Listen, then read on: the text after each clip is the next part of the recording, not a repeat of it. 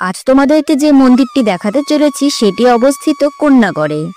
এটি হচ্ছে কন্যাগড়ের শ্রী শ্রী মাতৃ মন্দির। মন্দিরের গঠনশৈলী এক কথায় অপূর্ব।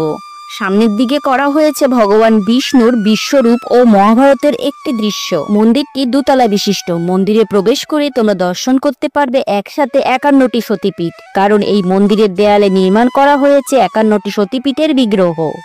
মন্দিরের গ্রাউন্ড ফ্লোরে আছে মা দুর্গার শ্বেতপাথরের সপরিবারের বিগ্রহ।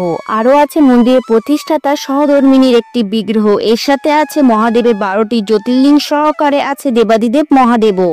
উপরের ফ্লোরটি দেখতে নিচের ফ্লোরের থেকেও বেশি সুন্দর। এখানে বিরাজ করছে প্রভু জগন্নাথ দেব, শ্রীরাম, শ্রী লক্ষ্মণ এবং মা সীতা সহ শ্রী শ্রী রাধাকৃষ্ণের অপূর্ব সুন্দর শ্বেতপাথরের দ্বারা নির্মিত বিগ্রহ।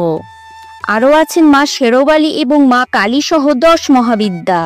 এই মন্দির সম্পর্কে আরো ডিটেলসে জানতে হলে আমার ইউটিউব চ্যানেল রাকেশ টিজারিতে দেওয়া আছে, তোমরা দেখতে পারো।